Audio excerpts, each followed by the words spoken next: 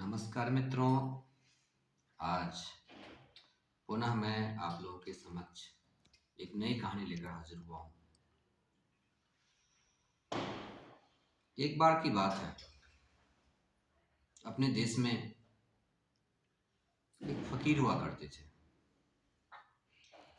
और उस फकीर के पास हर रोज कई लोग प्रश्न पूछने के लिए आया करते थे। अपने जीवन से संबंधित प्रश्न, अपने जीवन की कठिनाइयों से संबंधित प्रश्न, ईश्वर से संबंधित प्रश्न, धर्म से संबंधित प्रश्न, संप्रदाय से संबंधित प्रश्न। हर रोज उसके पास लोग आते थे। दिन भर झोपड़ा में लोग रहते थे, सवाल करते थे और शाम को झोपड़ा खाली हो जाता था। एक बार एक युवक आया। अमूमन युवक तो कम ही आते हैं जो फकीर के पास, लेकिन एक युवक आया। उसने देखा कि ये फकीर बड़ा ही शांत है और उसके जीवन में बड़ी अशांति थी, बड़ा अशांत था वह। उससे बड़ी ईर्ष्या उठी उस फकीर को देखकर। बोला कि श्रीमान, आप इतने शांत क्यों हैं और मैं इतना अशांत क्यों हूं? मुझे आपको देखकर ईर्ष्या उठती है। तो फकीर ने कहा कि यह एक राज की बात है, मैं अकेले में बतलाऊंगा कि मैं शांत क्यों हूं और तुम अशांत क्यों। तो बोला, कब बतलाएंगे? तो उन्होंने कहा कि अभी बहुत सारे लोग हैं, कल आना। तो ठीक है, चला गया वह युवक। अगले दिन युवक पुनः आया। फकीर की सभा चल रही थी, सारे लोग अपने अपने सवाल कर रहे थे। बीच में उसने हाथ खड़े किए कि मैं कुछ पूछना चाहता हूं। फकीर ने कहा कि रुक जाओ, बाद में, सब लोग चले जाएंगे। फिर सब लोग चले गए। फिर वह युवक पहुंचा कि श्रीमान, आप मुझे बताएं कि राज क्या है आपकी शांति का। तो फकीर ने अपने होठों पे हाथ रखे, बोले, चुप रहो, कोई सुन लेगा, अगले दिन आना। यह क्रम चलता रहा करीब 1 महीने तक। जब 1 महीने यह क्रम चला, तब युवक के सब्र का बांध एक दिन टूटा। वह बहुत गुस्सा हुआ। बोला कि आपने मुझे पागल समझ रखा है। हर रोज मैं आपसे पूछता हूँ, हर रोज आप होठों पे उंगली रखते हैं और कहते हैं मुझे चुप हो जाने के लिए, और आप एक छोटी सी बात है कि मैं अशांत क्यों और आप शांत क्यों, एक शब्द का आपका जवाब होगा, और उसके लिए आप इतने दिनों से मैं रोज आ रहा हूँ अपना काम छोड़कर, रोज मैं आपके पास समय देता हूँ, फिर भी आप जवाब नहीं दे रहे हैं। वह रात पूर्णिमा की रात थी और पूर्णिमा की चंद्रमा का प्रकाश हर तरफ फैल रहा था उसके झोपड़े के आसपास। तब फकीर ने सोचा कि अब इसकी इच्छा पूरी तरह से जागृत हो गई है प्रश्न का उत्तर सुनने के लिए, वरना इतने दिनों में तो वह जा चुका होता, वह लौट कर नहीं आता। इतने दिनों से मैं इसे वापस कर रहा हूं और फिर यह मेरे पास प्रश्न पूछने आ जाता है।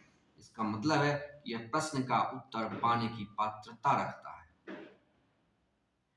फिर क्या था, फकीर ने अपने झोपड़े से लड़के के साथ बाहर आए और उन्होंने कहा कि देखते हो सामने यह ताड़ का पेड़?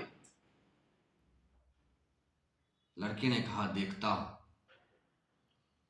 फिर फकीर ने इशारा किया, एक भांग का पौधा था पास में, देखते हो इस भांग के पौधे को? बोला, हाँ देखता हूं, भांग का पौधा भी है। देख रहे हो घास, जमीन पे चिपकी हुई घास छोटी छोटी है? बोला, हाँ देख रहा हूं, इसमें कौन सी बड़ी बात है? बोला, ये देखो पेड़ बड़ा है, भांग का पौधा यह देखो छोटा है, घास है जो जमीन में चिपकी हुई। तीनों की अपनी अपनी समस्याएं हैं। ये बड़ा है, जब आंधी आती है तो इसे पता चलता है कि समस्या क्या होती है। इसके प्राण कांपते हैं कि कब टूटकर ऊपर से न गिर जाए। ये घास छोटी छोटी है, इस पे लोग पांव रखकर चलते हैं, ये बेचारी दब जाती है नीचे, लेकिन जब आंधी आती है तो इस घास को कुछ नहीं बिगड़ता। यह है भांग का पौधा। पता नहीं किस सोमवारी को लोग इसे तोड़कर भगवान शिव पर चढ़ा देंगे, या किस दिन लोग इसका जड़ से उखाड़ कर दत्मन कर लेंगे, कहना मुश्किल है। इसकी अलग समस्या है, इसकी अलग समस्या है, इसकी अलग समस्या है। लेकिन इस तीनों में आपस में मैंने कभी विवाद होते नहीं देखा। तुमने कभी देखा है? बोला, नहीं, विवाद होते तो मैंने कभी नहीं देखा। तो फिर तुम क्यों जलते हो मुझे देखकर? मैं शांत हूं, तुम अशांत हो, बात खत्म हो गई। तुम शांत होने का प्रयत्न मत करो।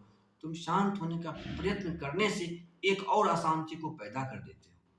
एक अशांति तो तुम्हारे पास पहले से ही थी और तुम शांत होने का जो प्रयास करते हो, इस कारण से एक और नई अशांति अपने मन में तुम पैदा कर देते हो। तुम्हारे मन में जितनी अशांति है वही पर्याप्त है। उसे समझो, उसके कारण को समझो और एक एक करके उसके कारण का समाधान करो, तभी मन शांत होगा। शांत होने का प्रयत्न मत करो, अशांति के कारण को समझो और उसे से बस पीछे हटते चले जाओ। लड़ो मत, बस पीछे हटते चले जाओ। जो जो तुम्हें बोध होता जाएगा कि यह अज्ञान है, त्यों तो तुम एक एक कदम पीछे हटते चले जाओगे अपने अहंकार से और तुम्हारा मन एकदम शांत हो जाएगा। इस प्रकार से युवक संतुष्ट हुआ फकीर के प्रश्न से और धीरे धीरे उसका मन शांत होने की दिशा में यात्रा करने लगा, अध्ययन करने लगा, आत्मचिंतन करने लगा और एक दिन वह बुद्धत्व को उपलब्ध हुआ। आशा करता हूँ मित्रों, आपको ये कहानी बहुत पसंद आई होगी और यह भी आपसे उम्मीद है कि आप चैनल को लाइक करें, सब्सक्राइब करें, कमेंट करें। कुछ भी मन में प्रश्न हो, प्रश्न भी रखें। उससे संबंधित हम नई कहानी आप लोगों के समक्ष लाते रहेंगे। बहुत बहुत धन्यवाद।